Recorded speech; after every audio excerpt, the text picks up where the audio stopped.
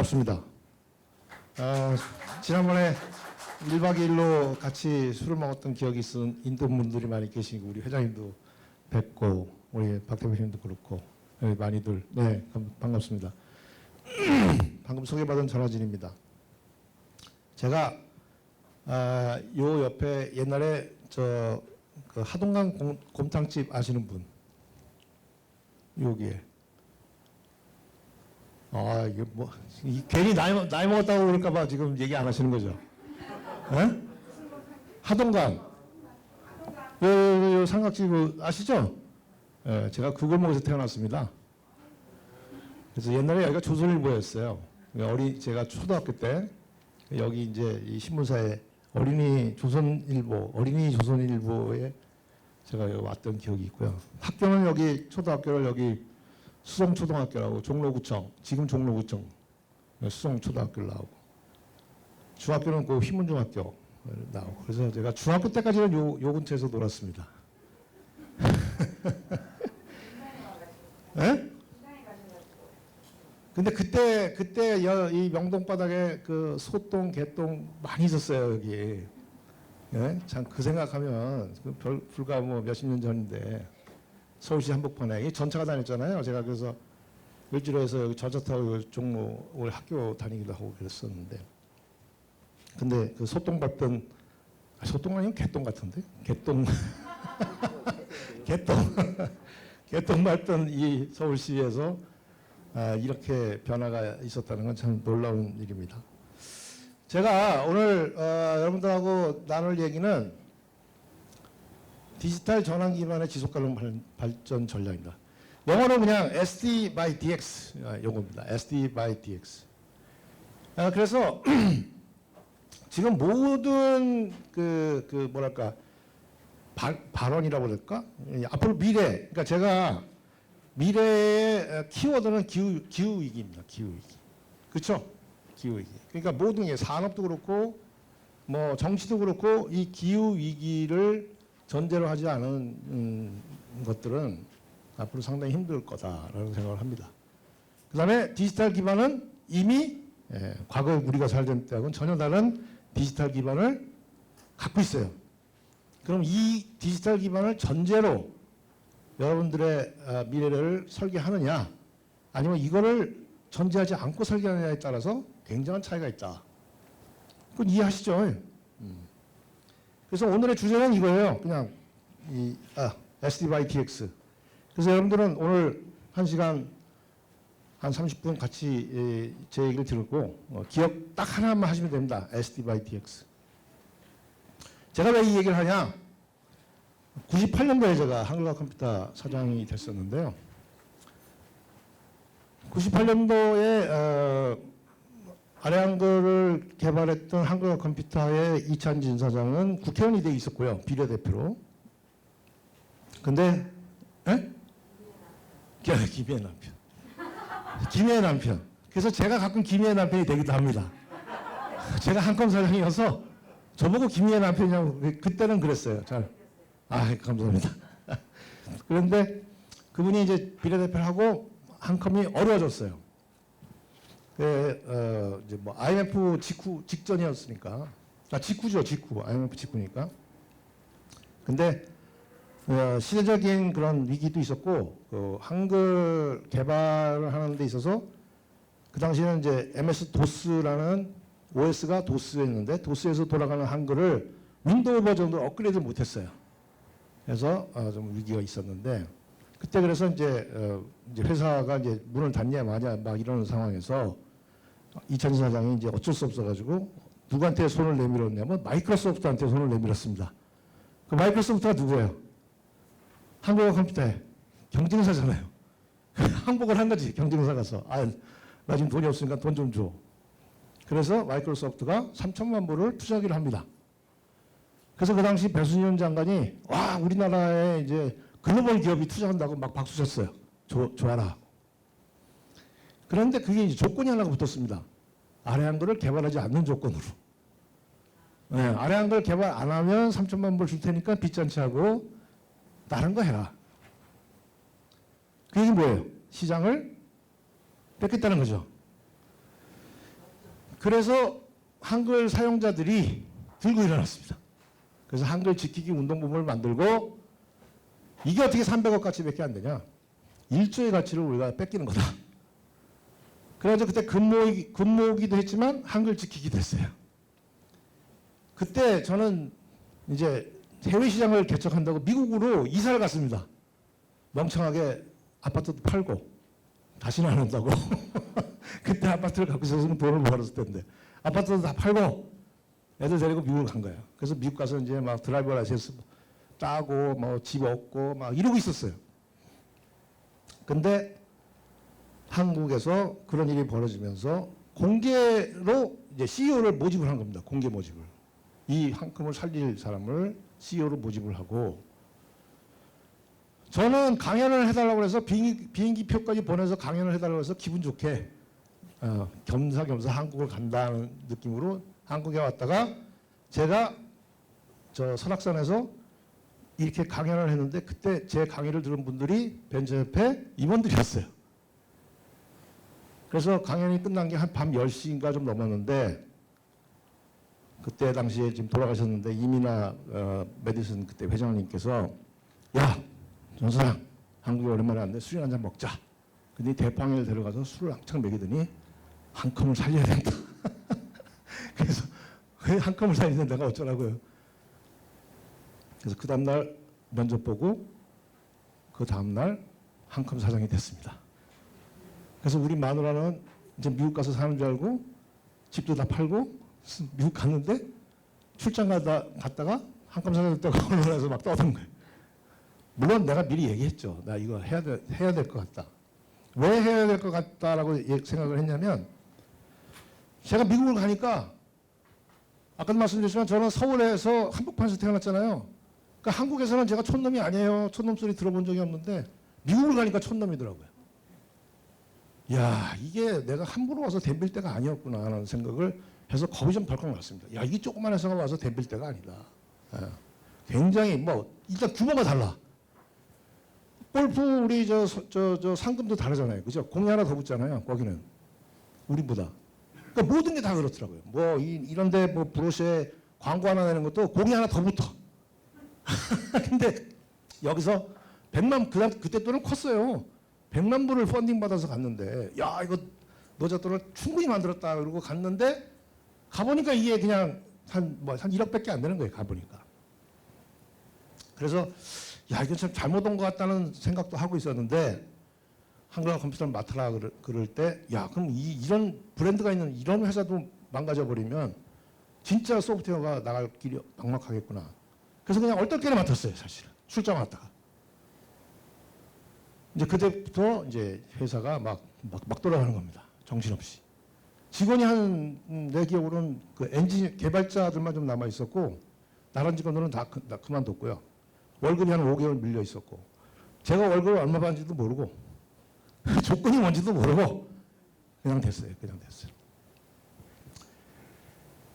그런 한컴을 어떻게 살릴 거냐 얼마나 고민이 되겠습니까? 돈도 없는 회사에 직원도 없고 그래서 이제 직원을 막 뽑기 시작합니다.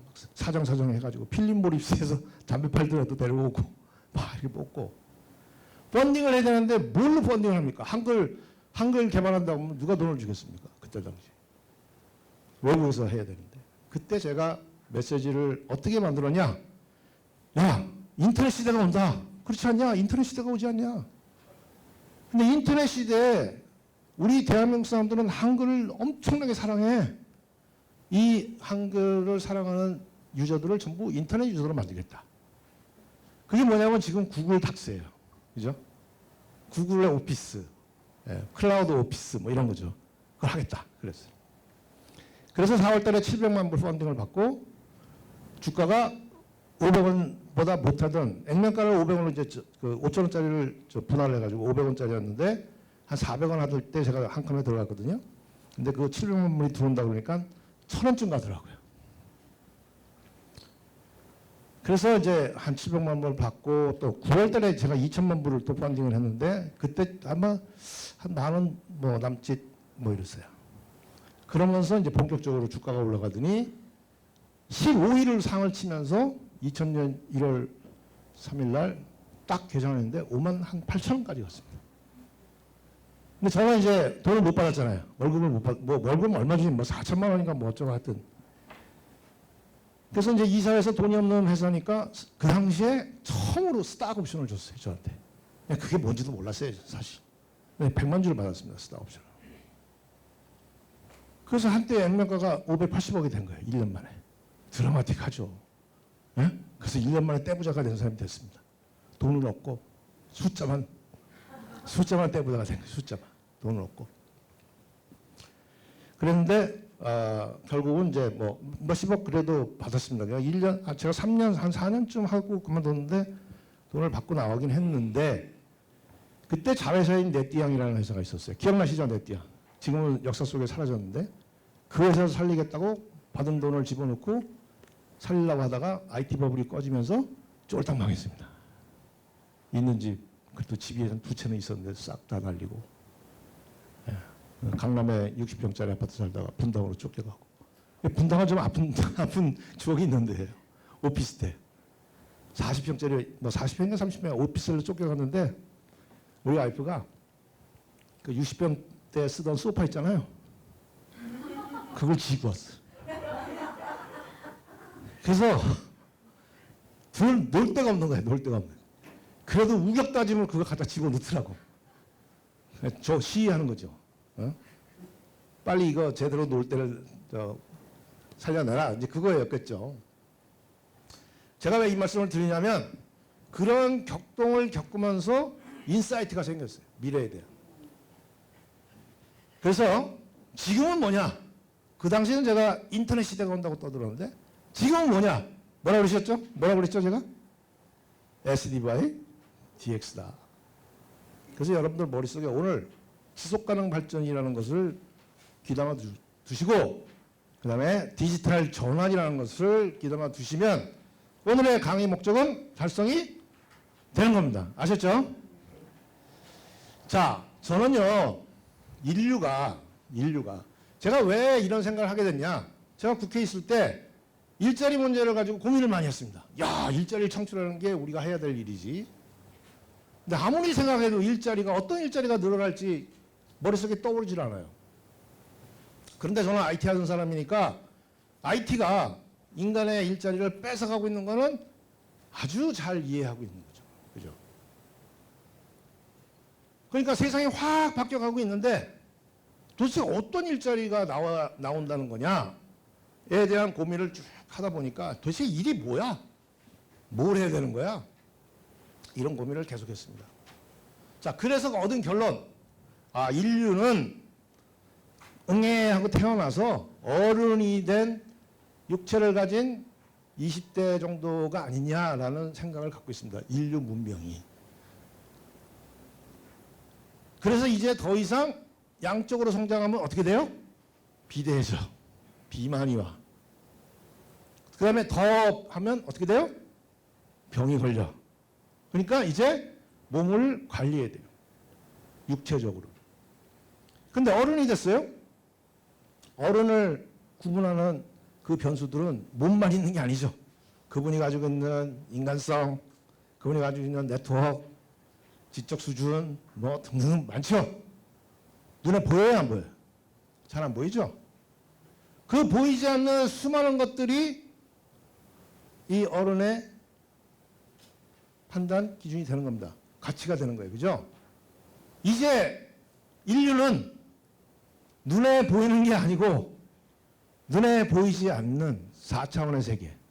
어떤 사람들은 이걸 메타버스라고 얘기도 하고, 그죠? 어떤 사람들은 이걸 사이버라고 얘기도 하고. 이 눈에 보이지 않는 곳에서 가치를 창출하는 시대로 접어들었다 이겁니다. 그럼 여러분들은 눈에 보이지 않는 그 세계를 얼마나 관심을 갖고 보고 계세요? 지금 아이들은 늘 그 속에 살죠. 늘 그 속에 삽니다. 그리고 그 가치가 아주 훌륭한 가치하고 연결되어 있는 3차원 세계는 밸류가 다르죠. 밸류가 다르죠. 네. 여러분들 자동차 타가지고 차에 달려있는 내비게이터 쓰세요? 아니면 스마트폰에 있는 내비게이터 쓰세요? 어느 거 쓰세요? 스마트폰 쓰시죠. 왜? 왜? 연결되어 있으니까. 실시간으로 데이터를 전달해주고 있어요. 계속 업데이트를 해줘요. 연결되어 있거든. 그러니까 내 자동차에 있는 컴퓨터 파워보다 훨씬 더 어마무시한 파워를 가진 그놈하고 연결돼서 얘가 훨씬 더 스마트하더라고요. 그래서 우리는 스마트폰을 쓰는 거예요. 그러니까 내비게이터가 몇백만 원 주고 달아봐야 소용이 없어. 쓰지도 않아. 그러니까 연결되어 있다는 것이 그만큼 중요한 거예요. 그래서 사이버 세계가 어떻게 연결되어 있냐. 그래서 제가 그림을 이렇게 표현한 거예요. 네. 이제 국가든 기업이든 사람이든 전부 이 사이버 세상에서의 가치와 어떻게 연결되냐에 따라서 이 오프라인의 가치가 달라진다. 이해하시겠죠? 그래서 결국 인류는 계속 사이클을 합니다. 인간이 똑똑해지면서 사회를 더 사회자보를 더 단단하게 했고 또 이것이 다시 인간을 또 키우고 이렇게 뱅뱅 돌면서 인류 문명이 커져가는데 우리가 이런 상황에서 이제 앞으로의 세상 또 지금 닥치고 있는 세상을 잘 살펴보면 앞으로 이 굴레가 어떻게 굴러가야 될지가 이제 좀 가늠이 되는 거죠. 자, 기후위기 얘기는 뭐 굳이 얘기 안 해도 여러분들이 잘 아실 거예요. 그죠? 이건 뭐 매일 나오는 주제고 매일 지금 우리가 당하고 있는 일이기 때문에 이 얘기는 그냥 쭉쭉 가겠는데 이 보시면 예측 범위에서 가장 위쪽으로 지금 관측이 되고 있어요. 그러니까 이렇게 될 것이다. 이렇게 될 것이다. 0.5도 올라갈 것이다. 그 최대치만큼 계속 가고 있다고. 이 결과가 어떤 결과를 만들어낼지 굉장히 두려운 거죠, 사실. 그런데 한국은 그 중에도 악당이에요. 대통령은 탄소 중립을 선언했는데 실제로는 탄소를 더 많이 배출하고 있어요. 줄이려고 해도 산업 구조가 이게 탄소를 많이 쓰는 구조예요. 중화학, 뭐 석탄 발전에 막 투자도 하고요. 우리나라 지금 원자력은 멈춰놓고 석탄 발전은 지금 짓고 있어요. 해외에도 석탄 발전에 막 투자를 해. 우리나라 펀드가. 그러니까 해외에서 야, 너희 탄소 중립한다며. 근데 이게 탄소 중립하는 거냐? 이런 얘기를 듣고 있는 거지. 그리고 상위 10%의 부유층, 여기 계신 분 전부 해당되는 거예요. 이 상위 10%의 부유층들이 탄소의 절반 이상을 배출하고 있는 겁니다.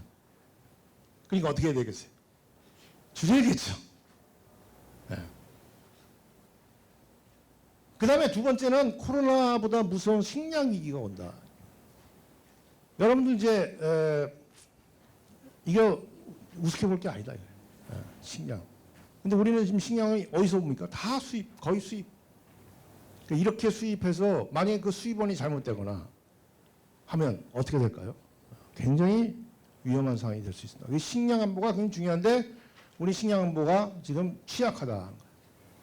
그리고 혹시 넷플릭스에 카오스피러시라는 다큐멘터리가 있습니다. 시스피러시, 카오스피러시라는 다큐멘터리가 있는데 이걸 한번 꼭 보시기를 권장합니다. 이 카오스피러시는 뭐냐면 소가, 과학자들은 소가 탄소가 이 기후 위기의 주범이다라는 얘기를 합니다. 왜냐하면 소가 배출하는 방기 뭐 이런 메탄 이런 가스도 있지만 소를 먹이기 위해서 우리가 경작하는 밭, 그 다음에 그 소가 먹는 물, 여기 보시면 심지어는 햄버거 하나 만드는 데 들어가는 물이 우리가 2달 동안 샤워하는 물이라는 거예요. 믿기진 않지만. 그래서 아니 그럼 이렇게 소가 문제가 되면 소를 키우지 맙시다. 또는 소 사육을 줄입시다라는 얘기를 해야 되는데 어떤 그 환경단체도 그 얘기를 안 하는 거예요. 그래서 이 사람이 의문을 가지고 계속 인터뷰를 해요. 야, 이 소가 문제라며 그 소 줄인다는 얘기를 왜 안 하니? 그러면 막 이상해. 막 말을 안 해. 이 사람들이. 뭔가 이상하다. 알고 봤더니 막 죽어 사람이. 청부살인을 당해요. 그런 얘기하면. 그래서 아마존을 이 소사육하는 그 밭으로 만든다고 그거 반대했다가 1000명이 죽었답니다. 1000명이. 그 정도로 이 축산이 무서운 카르텔을 형성하고 있는 거예요. 또 시스피러시는 뭐냐? 원양어선들. 그 쌍끌이 하는 거 있잖아요. 그게 이제 이 바다 밑에 생태계를 다 지금 잘못해서 그 고래들이 막 잡혀가지고 죽잖아요.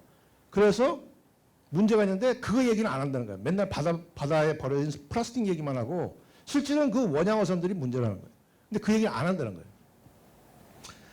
결론적으로 기후위기의 소사육은 상당한 원인을 제공하고 있다. 그렇기 때문에 이 소사육을 대신할 수 있는 새로운 대체 식량을 만드는 것이 상당히 시급하다. 만약에 지금 못 사는 나라들이 경제가 좋아져서 우리처럼 소를 막 먹기 시작하면, 소고기를 막 먹기 시작하면 뭐 그냥 그대로 또 기후위기에 봉착할 수 있다 하는 겁니다. 식량안보 얘기는 아까 했고요. 지금 싱가포르 같은 데는 왜 이 식량안보 지수가 높냐? 수입선이 다원화되어 있다는 거예요. 여러 군데서 수입을 하기 때문에 한쪽이 잘못돼도 다른 데서 수입을 할 수 있다는 거예요. 근데 우리는 수입원이 굉장히 한정되어 있고. 그래서 이 이제 기후위기가 와서 이 탄소를 감축해야 됩니다라는 얘기를 막 하고 있는데 이 탄소를 감축해야 된다는 얘기는 다시 말해서 새로운 산업이 만들어진다는 얘기입니다. 인터넷 시대가 온다 그랬어요. 그러니까 뭐예요? 인터넷과 관련된 산업이 왕창 컸습니다. 그래서 그때 큰 회사들이 지금 뭐예요?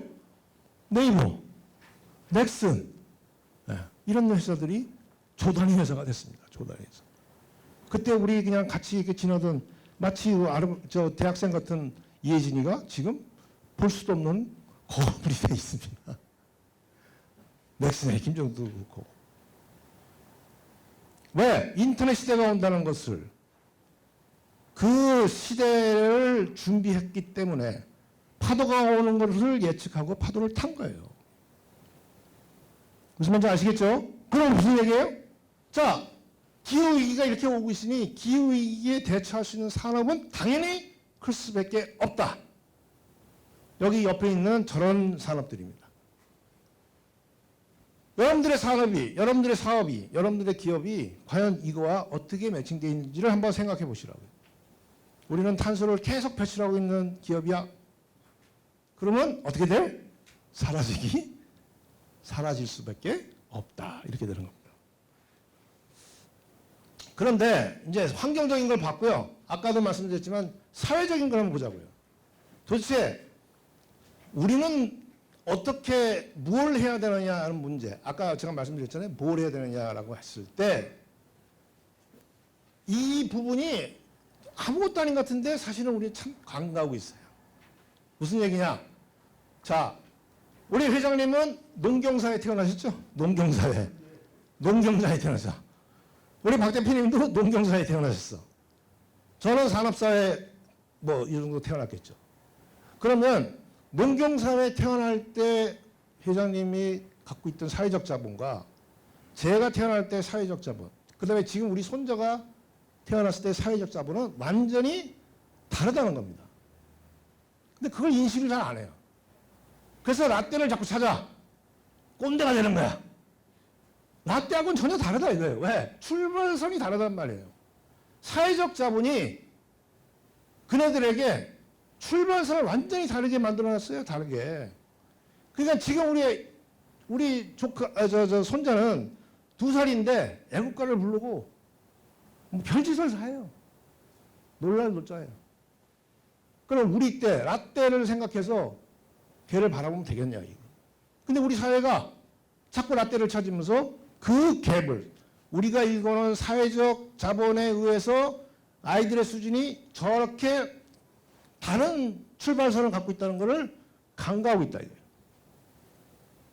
이거를 우리가 이해한다면 사회적으로 이걸 이해한다면 지금 우리 아이들은 라떼 굶주려서 치열하게 먹는 거에 생을 걸어야 되라는 생각은 할 수가 없어요. 지금 아이들이 무슨 배가 고파서 죽어나갈 애가 있습니까?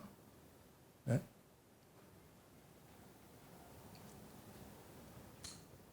그래서 과거의 생존의 욕구를 갖고 치열하게 살았던 분들은 지금 아이들한테 그런 걸 요구해서는 안 된다 이거야. 이미 사회적 캐피탈이 그런 건 다 커버해주고 있다. 그래서 그런 거 다 걷어내니까 남은 게 뭐냐? 자아실현 욕구밖에 남은 게 별로 없어요. 그러니까 우리 아이들이 어때요? 다 불만이에요.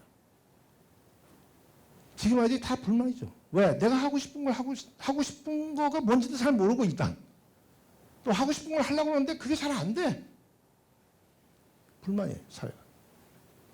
그런데 걔네들한테는 그 욕구밖에 지금 남아있는 게 없어요. 그런데 최근에 제가 이런 책을 한번 봤습니다. 일철학이라는 책인데요. 일에 대해서 아주 재밌는 정의를 했어요. 자, 일이라는 게 뭐냐? 자신만의 의지와 생각을 자연이나 사람, 사회 등과의 관계 속에서 일을 구체화하는 것이 일이다. 뭔가 이 행위가 이 사람과의 관계를 좀 더 이롭게 좋게 하기 위해서 거친 행위가 정제돼서 아주 정제된 행위로 바뀌는 게 일이다. 이렇게 정의를 했어요. 그러니까 이건 뭐예요? 사회와의 관계, 이 인간과의 관계를 어떻게 하면 좋게 만드느냐예요. 그러니까 이건 다른 거죠. 지금 우리가 생각하는 일과는 개념이 좀 달라요. 그죠? 근데 이렇게 일을 정의하면 자아실현으로 가는 길이 좀 보여요. 만약에 우리 아이들이 일을 이렇게 정의하고 그런 일을 찾는다면 자아실현으로 갈 수 있는 길이 좀 보인다고요. 근데 그게 아니고 남들이 보는 배지, 남들이 보는 경제적 수익 이런 거 생각하면 자아실현하고는 조금 거리가 있어요. 여러분들 그거 아세요? 저는 지금 뭐 몇 년 전 데이터긴 합니다만 꽤 오래된 데이터예요. 삼성전자에 들어간 그 신입 사원들이 1년 안에 몇 프로가 그만둘까요? 어떻게 보세요? 그냥 찍었어요? 한 30, 40%가 그만둡니다. 그래서 삼성이 발표를 안 하죠. 물어보면 싫어서예요. 뭐 돈이 어쩌고 다니까 싫어서. 그러니까 그 정도의 그 삼성에 들어갈 정도 되는 아이들이 자아실현의 터전으로 삼성을 선택하지 않는다는 거예요. 30%가. 그리고 남아있는 애들은 그러면 굉장히 자아실현을 한다는 느낌으로 살까요? 아니겠죠. 끌려가는 거죠. 저도 LG에서 4년을 근무를 했습니다만 뭐 제 멋대로 하려고 노력은 했습니다만 그래도 잘 안 돼서 튀어나왔어요. 자, 그래서 일을 이렇게 정의한다는 것은 우리 아이들이 어릴 때부터 자기가 일상을 반복하는 가운데서 스스로 발화시켜야 됩니다. 내가 손을 잘 쓰는지, 눈을 잘 쓰는지, 머리를 잘 쓰는지, 목을 잘 쓰는지 스스로 발화시켜 가면서 그 발화된 방향으로 쭉 가다가 여기서 절정감을 경험한다면 이 친구는 그것을 반복해서 경험하고자 노력하게 됩니다. 이게 켄 로빈슨 교수가 얘기한 엘리먼트라는 거예요. 엘리먼트 상태. 타고난 재능이 열정을 만나서 최고의 지점에 가는 거예요. 그러면 무아지경에 빠지는 겁니다. 시간 가는 줄 모르고 그 일에 빠지는 거예요. 이것을 반복적으로 경험하는 사람이 행복한 사람이라고 했습니다. 저는 이런 가운데 자아실현이 일어난다고 봐요. 그렇기 때문에 그 도구가 뭔지 별로 관계가 없어요. 그죠? 어떤 사람은 그 생활의 달인 보면 별걸 갖고 그 삶을 살잖아요. 근데 제가 그때 이제 생활의 달인을 보면서 이 머리에 가발을 만드는데 뭐 이 빨간 가발하고 파란색 그 실이라고 그러나 하여튼 그걸 막 섞어가지고 약간 보라색으로 만드는 분이 있었어요. 그걸 막 하면서 이 사람이 이거 인터뷰한 사람이 물어봐. 이게 다시 태어나도 이거 하시겠어요? 그렇게 한대요. 자기 한대. 그러니까 그거는 일단 일이 아닌, 노동이 아닌 거예요. 그죠? 그걸 통해서 본인이 절정감을 경험하는 거예요. 그 반복된 행위를 통해서. 그리고 아까 말씀드린 대로 이제 무형자산 쪽, 눈에 보이지 않는 무형자산이 이거는 무한대로 커질 수 있기 때문에, 그렇죠? 이건 무한대로 커질 수 있기 때문에 이 무한대로 커질 수 있게끔 사회적 인프라가 만들어주면, 그래서 이게 무한대로 커지면 어떻게 되겠어요? 오프라인이 가치가 있어지는 거예요. 스마트폰도 통신이 끊기면 얘가 보잘것 없어져요. 통신이 돼야 얘가 밸류가 있어. 그죠? 근데 그 연결되는 그곳에 어마무시한 데이터가 있다 그러면 얘가 훨씬 더 똑똑해지는 거죠. 그렇게 되는 거예요, 이제.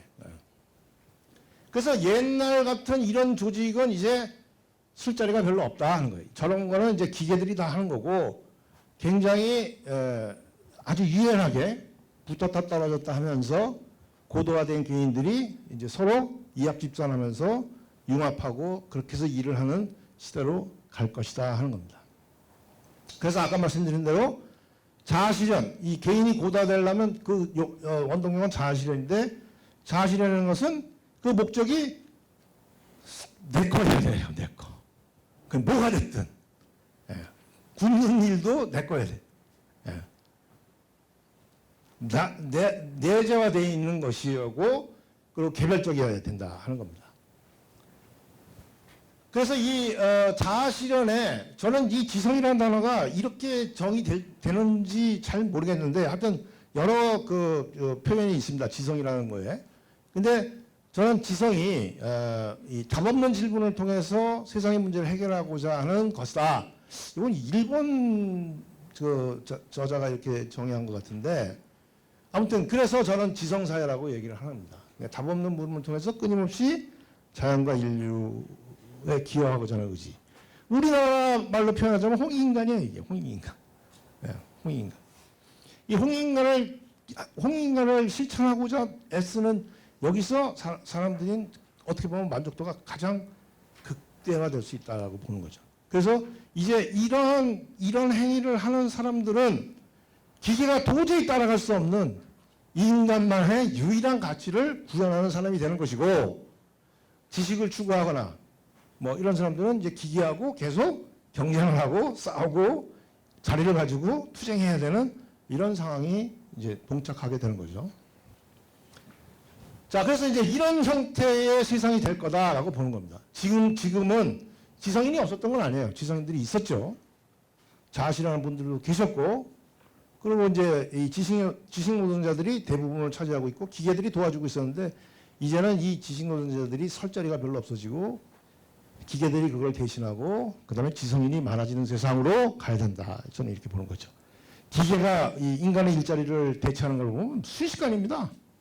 그죠? 요새 가보세요. 이 주문하는 사람이 주문 안 받잖아요. 다 기계가 받아요. 그렇게 되면 이제 할 일들이 많아집니다.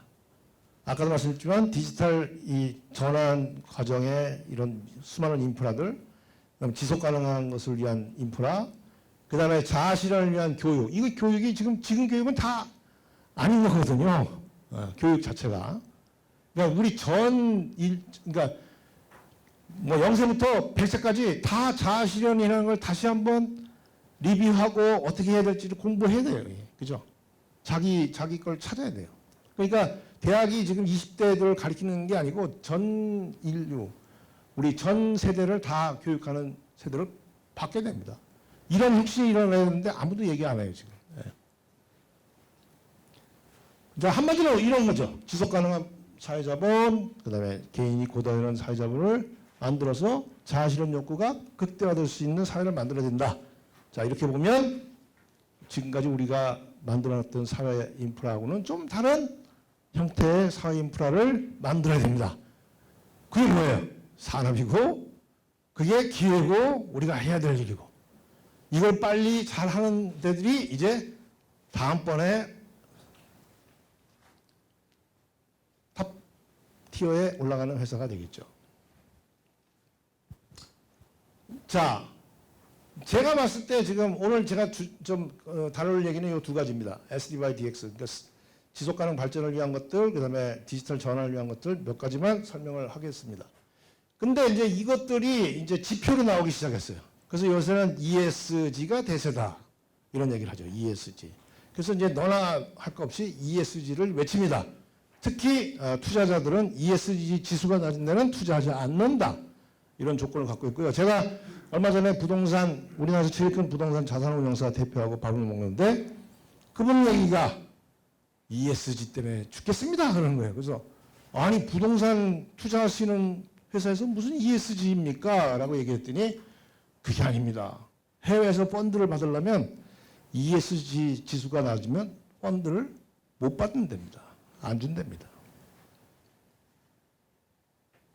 그래서 ESG는 굉장히 중요한 기준이 되어가고 있습니다. 옛날에는 수익이 많이 나는 회사, 좋은 회사 이렇게 됐는데 이제는 ESG 지수도 좋아야 된다 하는 거예요. ESG 지수도. ESG는 뭐냐? 환경, 사회, 지배구조의 약칭이에요. 그러니까 아까도 얘기했죠. 지속가능한 발전을 위해서 얼마나 이 회사가 기여하고 있느냐. 또 사회에 얼마나 많은 기여를 하고 있느냐.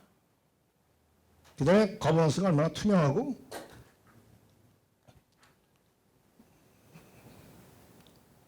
그런 것들이죠. 그런 것들. 예. 그런데 이것들을 지금은 이제 개별 기업들 대상으로 이것들을 하고 있습니다. 근데 제가 봤을 때는 지속가능 발전을 위해서도 그렇고 사회 기여도 그렇고 혼자 하는 것보다는 여럿이 같이 공동으로 뭘 하면 좋아요. 그래서 저는 공동으로 하는 것들을 만들어서 지수를 한번 만들어 볼까 이런 생각을 하고 있습니다. 예. 공동으로 참여하는 거에 대한 점수를 좀 주고 싶다. 예. 뭐 지속가능 발전을 위해서는 여러 가지 지금 이 장르가 있습니다. 이 중에 뭐 이 웨이스트 쓰레기 처리하는 부분도 있고 그 미래 식량 이런 것도 있고요. 여러 가지 그들이 존재합니다.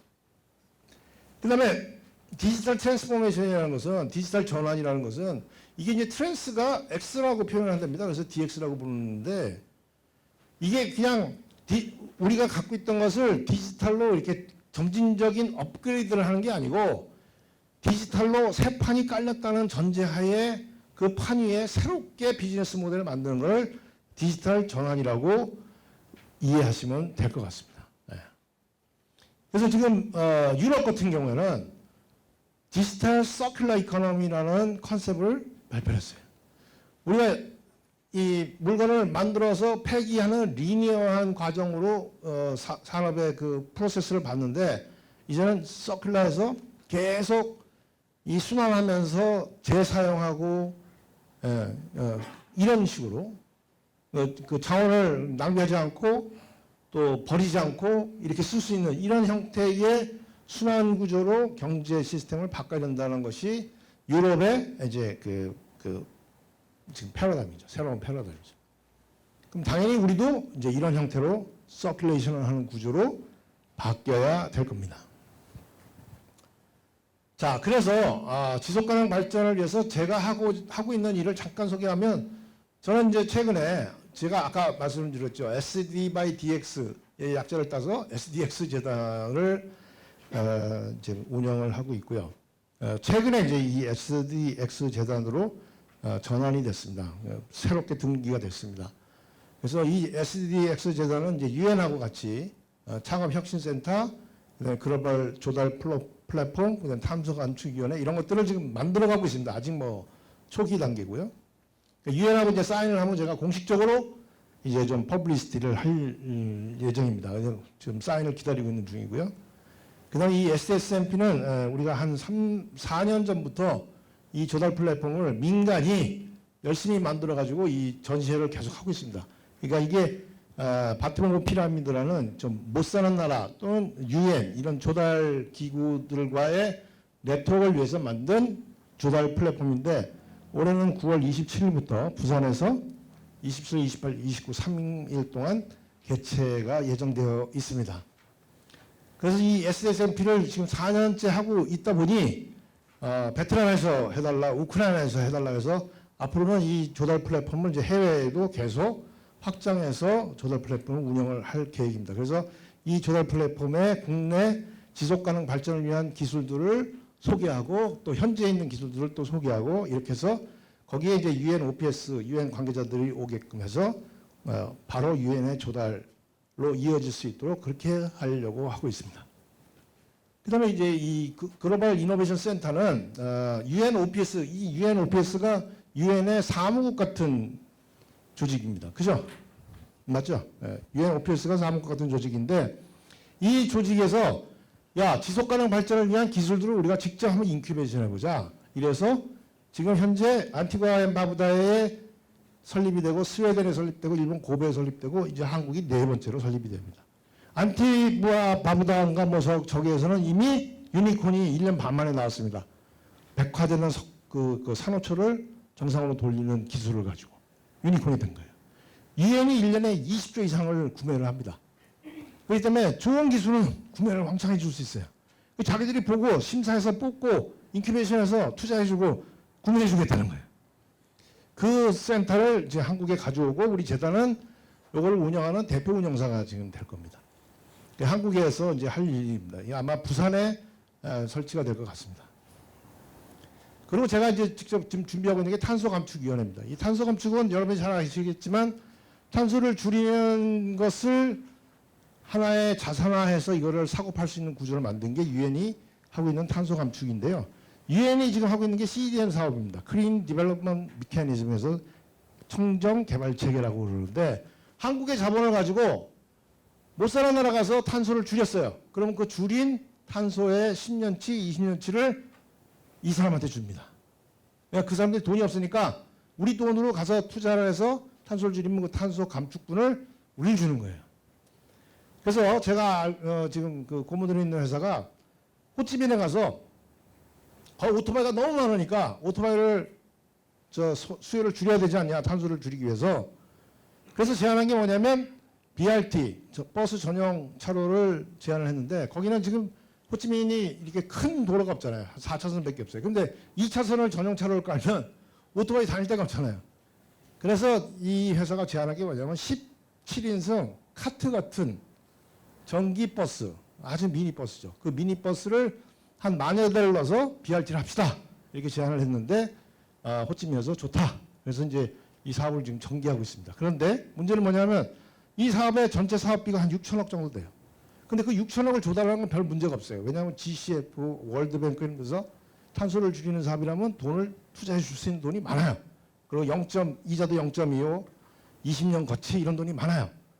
근데 문제는 뭐냐면 그 부동산 시행하시면 알겠지만 유엔에다가 이 사업을 내가 합니다 하고 신청을 해야 됩니다. 그럼 파일럿을 해야 돼, 파일럿을. 파일럿을 해서 1년 동안에 얼마큼 주는지를 데이터를 줘야 이게 1년에 얼마가 주는구나. 그러면 그 6천억 사업에 대한 탄소 배출금을 내가 가져올 수 있어요. 지금 계산을 해보니까 1년에 한 100억 정도가 줄어들 수 있어요. 탄소 배출금을 받을 수 있어. 근데 그 파일럿 사업을 하는데 돈이 한 100억 들어가. 이 100억이 없는 거예요, 이 벤처가. 그럼 100억이 없으니까 유엔에서 뭐라 하냐면 너 돈 없니? 그럼 내가 돈 있는 사람한테 이거 시킬게. 그럼 얼마나 억울해요. 이건 내가 하는데. 그러니까 잠깐만 기다려, 내가 돈 구해올게 이러고 있는 거예요. 근데 돈을 못 구하고 있어. 아깝잖아요. 그게 1년에 100억이면요 10년치를 받아요. 그럼 1,000억의 탄소 배출권을 가져오는 거예요. GCF나 월드뱅크는 그런 데 관심이 없어요. 탄소 배출권 이런 거는. 자기네는 그냥 탄소를 줄이는 데 돈이 들어가는 거니까. 그러면 우리나라 기업이 해외 나가서 석탄 발전소를 청정 발전소를 바꿨다. 그럼 탄소 배출권을 가져올 수 있어요. 근데 그 돈이 없어서 못 한다 이거예요. 초기에 시행하고 거의 똑같은 거죠. 그래서 우리 재단에서 후원금을 받으면 그런 데 투자를 해주고자 하는 겁니다. 그런 역할을 하려는 게 이 CDM 사업이고요. 이 DCR 사업은 뭐냐면 Defragmentation of Carbon Reduction입니다. 조각조각을 모으자는 거예요. 탄소 줄이는 걸. 개인들이 운전을 했어요. 100km 갔어요. 그랬더니 한 1km 줄었어, 탄소가. 그것도 아깝다 이래, 1km. 100만 대가 줄었어, 그럼 100만 킬로 아닙니까? 1000만 대가 줄었어, 그럼 엄청 많아지잖아요. 그걸 데이터화 하자는 거예요. 그 조각을. 어떻게? 블록체인으로. 그러면, 자, 우리가 100만 톤 줄였어요. 어떻게? 요 한 번 보세요. 요거 줄이는 거. 이거 이거 맞네. 근데 이게 곱하기 100만 대가 이렇게 해서 줄였습니다. 티끌 태산을 했어요. 그럼 100만 대 줄였다는 데이터가 있습니다. 그럼 우리 정부는 5년마다인가 보고를 해야 됩니다. 우리는 탄소가 얼마큼 줄였다고. 보고한다는 얘기는 뭐예요? 데이터가 있어야 되죠. 그럼 이제 석탄 발전소 줄였습니다. 줄였습니다. 데이터를 막 쌌는데 없어, 데이터가. 근데 우리가 티끌마 태산으로 금모으기 하듯이 모아가지고 이만큼 줄였대. 그럼 그 데이터를 살까요, 안 살까요? 네, 그렇게 하려고 합니다. 근데 알고 봤더니 해외에서는 이미 그 시장이 유엔의 탄소 배출 시장보다 5배가 더 크더라고요. 민간 시장이. 근데 한국에 없어요. 그래서 우리 재단이 그거를 하려고 합니다. 아까 말씀드린 그런 거예요. 에코 드라이브를 통해서 탄소 감축하고, 그 다음에 이제 CDM을 해서 탄소 감축하고. 자, 이런 것들의 결정판은 뭐냐? 제가 2018년도에 부동산 박사학위를 받으면서 부록에다 실어놓은 바로 이 주거 환경의 혁신입니다. 이런 것들이 그냥 하나 둘 돼서 되는 게 아니고 주거 환경을 완전히 바꿔야 된다 하는 겁니다. 자, 여러분 한번 생각해 보세요. 80년대는 PC라는 것이 있었어요, 없었어요?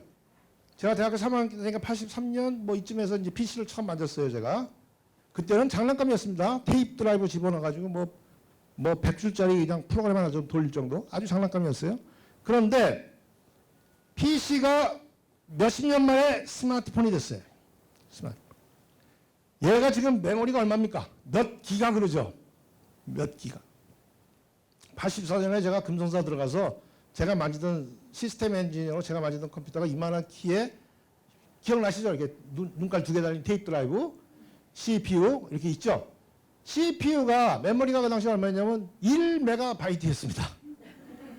테이프 드라이브가 75메가바이트. 근데 하드디스크가 이렇게 무거워요.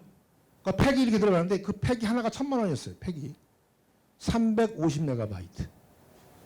그 시스템이 얼마였습니까? 그 당시에 2억 원. 그때 돈으로. 그 어디다 모셔놔요? 전산실, 항온항습기에 뭐 에어컨에 막 달아놓죠. 시스템 한번 죽었다. 저희가 영문 매뉴얼을 들고 딱 갑니다. 아이고 오셨습니까? 의사예요 제가. 아무것도 몰라. 그럼 어떻게? 컴퓨터 껐다 켜요. 계속 껐다 켜요. 그럼 홀트가 나서 부팅이 안 돼. 그럼 영문책 뒤져봅니다. 영문책. 읽지도 못하면서. 그다음 뭐라 그래요? 아 이거 좀 이상한데 제가 내일 다시 오겠습니다. 이러고 와요. 그래도 그냥 아이고 좀 고쳐주세요 이러고 있었어요. 그게 2억이었습니다. 2억. 여기 지금 몇 기가가 들어갔다고요? 자, 도시가 여러분들이 봤을 때 왜 죽어버렸냐? 여러분들이 봤을 때 서울은 되게 화려하고 되게 잘 되어 있는 것 같지만 만약에 발전소 하나가 잘못되거나 팔당에서 물이 잘못되면 재앙입니다. 재앙. 다시 말해서 전산실에 있는 메인프레임이 꺼지면 전국에 있는 지점에 있던 더미터미널은 아무짝에도 못 쓰는 거예요. 그죠? 이게 그런 시스템이에요. 지금의 도시는 다 이런 시스템이에요. 그러니까 자급자족 기반이 굉장히 취약하고 또 이거를 도시를 한다는 분이 막 짜게 놨어. 여기는 주거, 여기는 산업, 여기는 상업지역 막 짜게 놨어. 그러니까 우리는 울며 겨자 먹기로 2시간씩 출퇴근을 해야 돼. 왜 그 옆에서 일을 못하게 만들어놨냐 이거야. 에? 우리가 원해서 그런 거 아니잖아요. 근데 이제 언택트가 되니까 이제 집에서 일을 해? 야 집에서 하니까 좋은 거예요. 근데 우리는 그렇게 살았단 말이에요. 지금 이렇게. 그러니까 직주근접이 오니까 생활비가 막 들죠. 그럼 공동체가 있어요 없어요? 공동체가 있습니까? 옆에 옆집 알아요? 몰라요. 공동체가 없으니까 뭐가 발달해? 교회가 발달합니다. 빨간 십자가가 엄청나게 많아지는 거예요. 공동체가 없으니까 사람은 공동체가 그리워.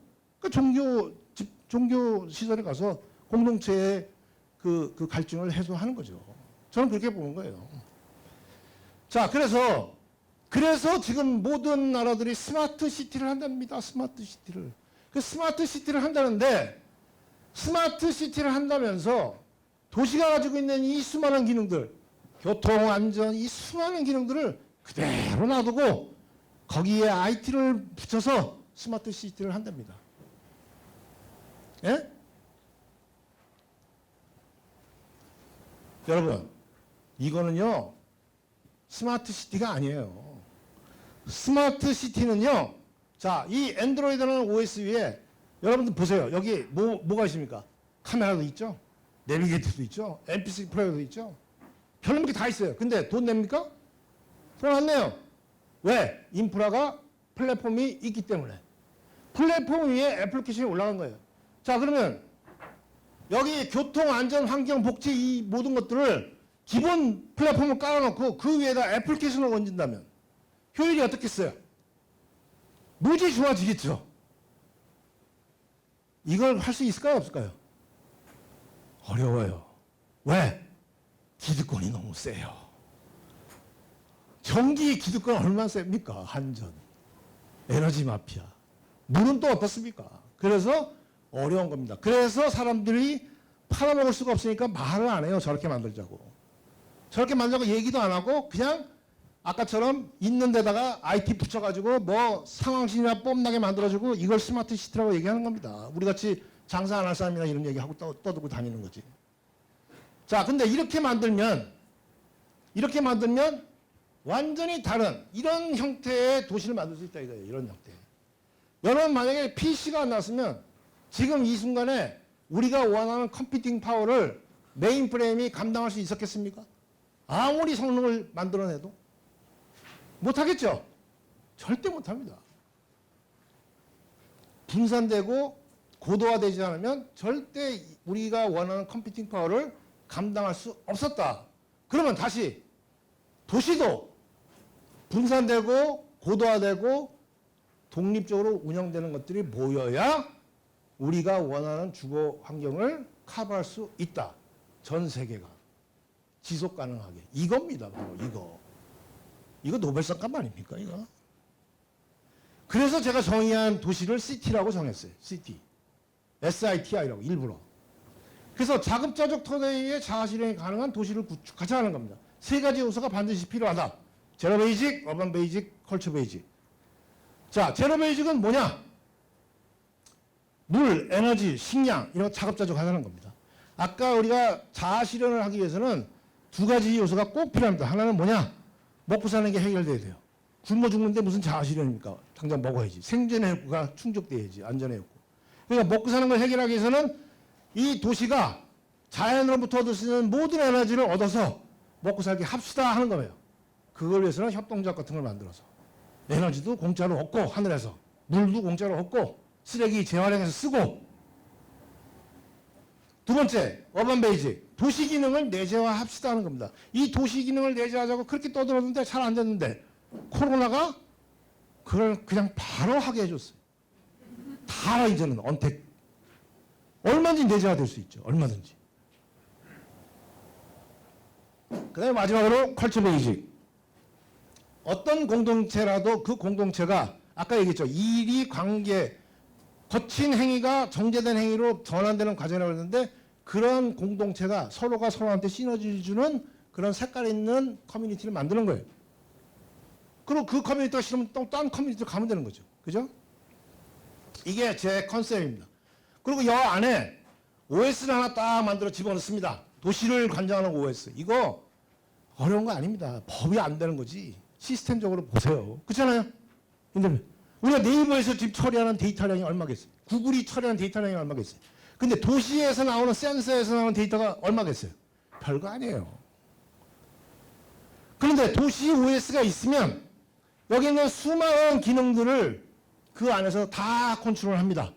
컨트롤하면 공공시설과 공간관리, 뭐 방범과 학교 이런 것들이 다 묶여서 돌아가. 그냥 앱으로 다 돌아가. 앱으로. 그렇게 되면 어떻게 돼요? 서비스가 극대화돼. 관리 비용이 최소화되고. 그러면 뭐야? 지자체도 필요 없는 거예요. 주민들이 다 해. 시스템이. 공무원들 월급 안 주면 세금도 덜 내도 돼. 이거 맞아 죽을 얘기이기 때문에 내가 여기서만 하는 거예요. 다 난리 치지 않겠어요? 그렇지만 그렇게 된다 이거야 이게. 그리고 언젠간 될 거다 이거야. 세상이 바뀌었으니까 디지털 전환 기반이 되어 있기 때문에 이게 가능한 거예요. 자, 아까 얘기했는데 물, 뭐 이런 거.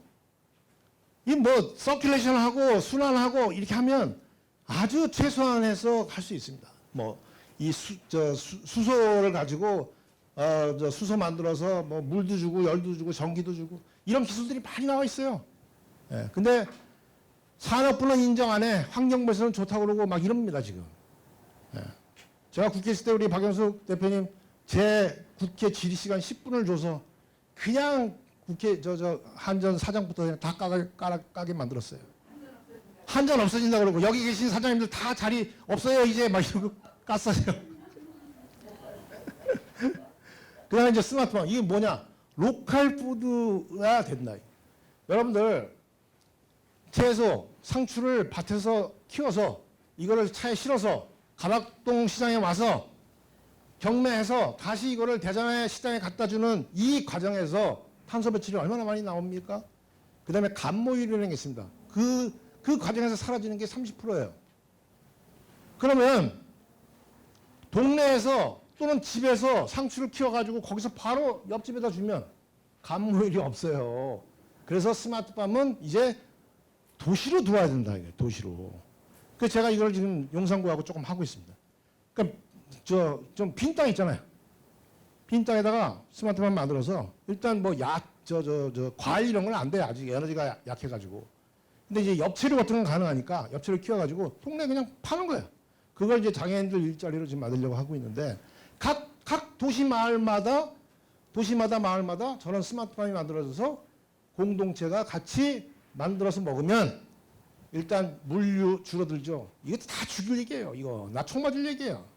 이거 물류하는 사람들이 가만히 있겠어요, 이거? 다 일자리 없어지는 얘기잖아요. 이게 총 맞는 얘기라니까. 그래서 이게 안 되는 거예요. 여기니까 내가 얘기해. 세종 포럼이니까. 자, 도시기능도 이제는 도시기능을 복합적으로 만들면요 상당히 효율적으로 만들 수 있습니다. 지금 제가 태안에 제가 지금 나이가 58년생이에요. 60 몇 살이에요? 예? 58년 개띠인데 근데 제가 작년부터 제가 단백질을 한 1년을 지금 먹고 있습니다. 무슨 단백질?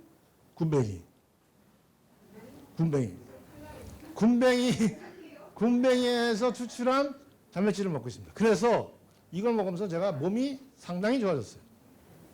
예. 피곤한지 모르겠고 술 먹어도 술 취한지 모르겠고 그 다음에 제일 중요한 건 뱀이 한 마리씩 나와요. 황금뱀이 한 마리씩. 그래서 너무 좋아. 그런데 제가 1년을 먹으면서 옆에 사람들 이렇게 실험을 했더니 이 군뱅이 안에 단백질이 한 60%가 들어가 있는데 단백질이 중요한 게 아니고 인도로알칼로이드라는 혈전 용해제가 있어요. 얘가. 그래서 얘가 막힌 데를 뚫습니다. 먹자마자 아픈 사람들이 있어요. 먹자마자. 이거 뭐야? 내가 잘못 먹었어요. 막 이래. 근데 한 2, 3일 지나면 뚫었어. 낫습니다. 기습적인 거예요. 그래서 제가 이거를 지금 양산을 하려고 지금 준비를 하고 있습니다. 양산을 준비하고 있는데 그 연구하는 데가 태안인데 이분이 곤충 학교를 만들고 싶어해. 연구한 분이. 자, 그러면 그 연구소를 만들고 거기 옆에 스마트팜 만들고 가공 공장 만들어. 그럼 학교가 바로 되죠. 실습실이 있는 학교가 되잖아요. 그러니까 커뮤니티가 그냥 학교가 돼야 되는 거예요. 무슨 대학 따로 뭐 이게 아니고 먹고 살면서 일하면서 이런 도시를 만들어야 된다는 거죠. 그리고 의학도 지금 그 회사에서는 이제 모바일 가지고 중금속 오염도라든가 이런 걸 측정해서 단백질 디자인을 하겠다는 건데 그러면 뭐냐? 그 동네 주민들을 위해서 센서 몇 개만 달면 화장실이나 그런데 센서 몇 개만 달면 계속 모니터링을 할 수 있는 거예요. 이분이 지금 문제가 있는지 없는지. 그러면 미리 예방을 할 수가 있겠죠. 커뮤니티니까 가능한 거예요. 이게 커뮤니티니까. 뭐 원격 수술 같은 건 이미 다 기술은 있어요. 기술은. 자동차도 마찬가지고. 이게 지금 저희가 아까 얘기했던 그 호치민에 지금 적용하려고 하는 17인승 전기버스입니다. 전기버스. 저런 걸 이제 한 10,000대 정도 넣어서 좀 줄이겠다. 지금 이런 생각을 하고 있는 거고요.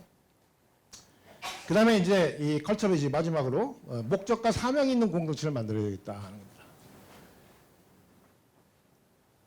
그래서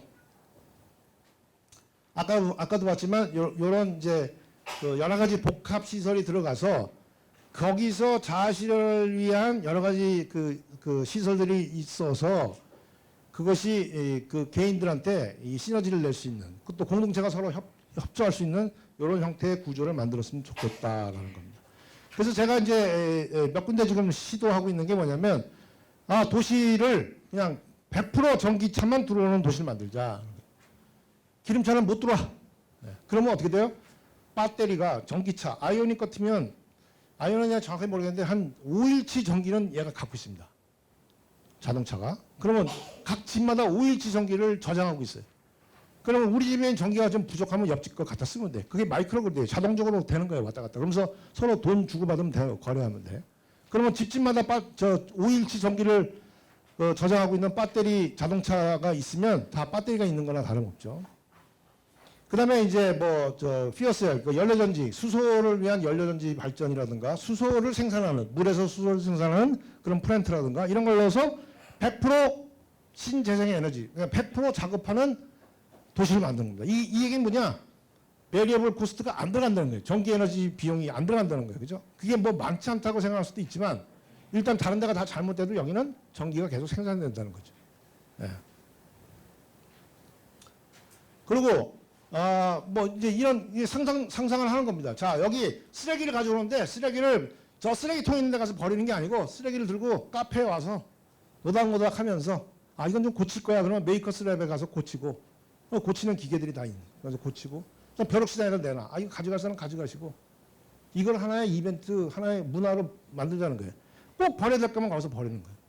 그럼 버리는 걸 이제 우리가 플라즈마로 이걸 수소로 만들고 열로 만들고 그래서 다시 그거를 사이클링을 해서 쓰는 거죠. 그 다음에 이제 스마트폰 아까도 얘기했지만 엽채로 이런 걸 키워.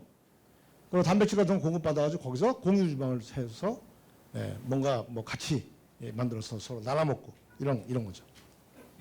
그 다음에 이제 센터 같은 걸 지으면 여기 학교도 되고 문화시설도 되고 리크레이션도 하고 인도어 스포츠도 할 수 있게끔 공용으로 사용하게끔 만드는 거예요.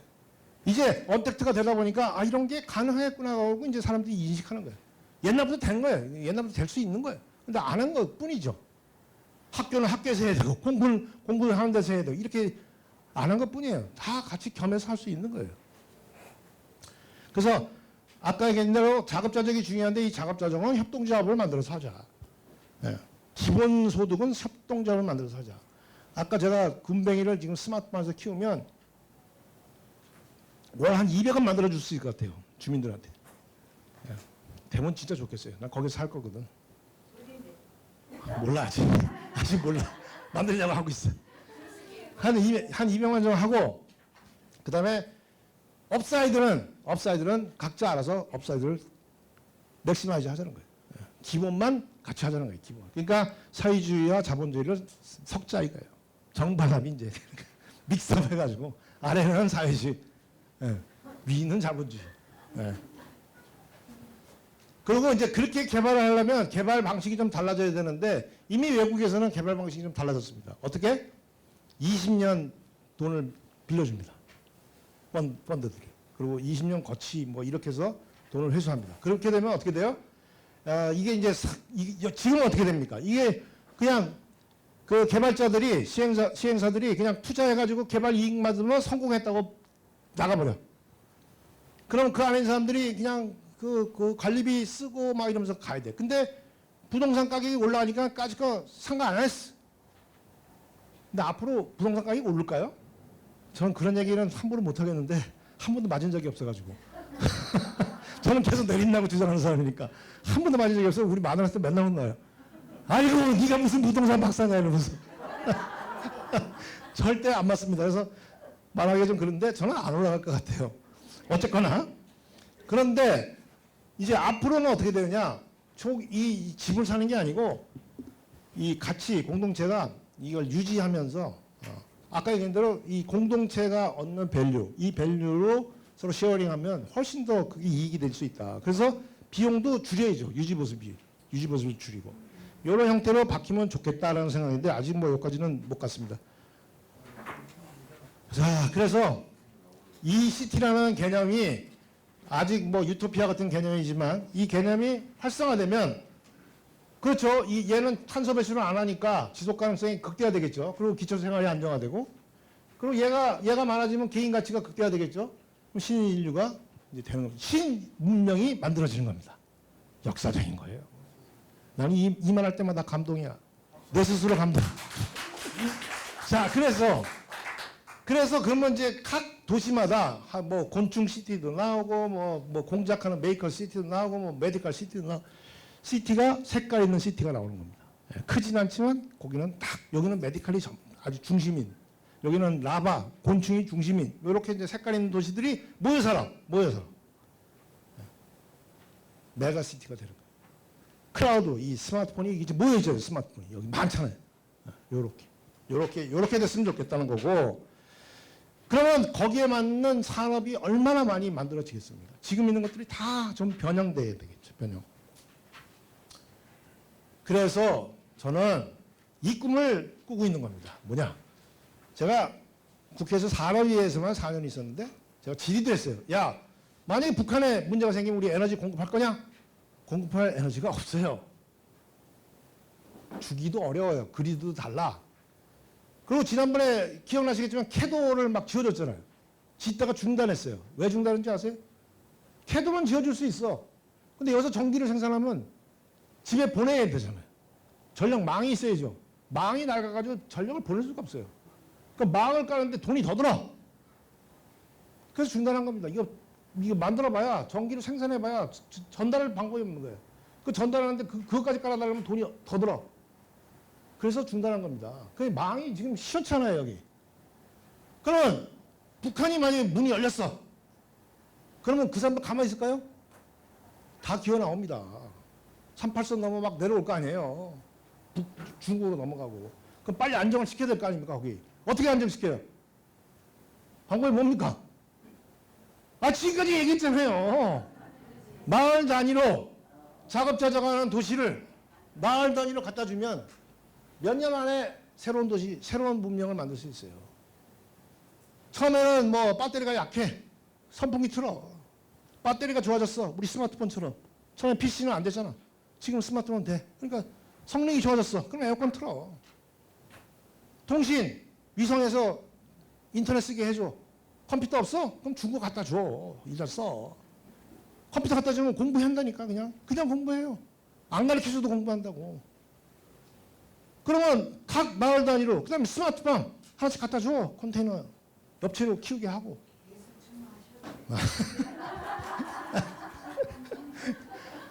그래서 만약에 북한이 정말 무주공산으로 남아있잖아요. 이게 다 하늘의 섭리예요, 하늘의 섭리. 한국의 이 많은 자원이 설치될 수 있는 북한 땅을 무주공산으로 놔뒀어요, 무주공산. 어쩔 수 없이 해줘야 돼요, 우리가. 어쩔 수 없이. 근데 만약에 이런 식으로 만들었다. 인류의 새로운 문명이 탄생하는 겁니다. 네? 아멘, 아멘. 그러면 전 세계가 이거를 찾을 수밖에 없다. 그죠? 요거를 꿈꾸면서 제가 국회의원 하겠습니까? 안 하겠습니까? 이 꿈을 꾸고 있는데 제가 국회의원 하겠습니까? 안 하겠습니까? 저는 이거 하다 죽을 겁니다. 감사합니다.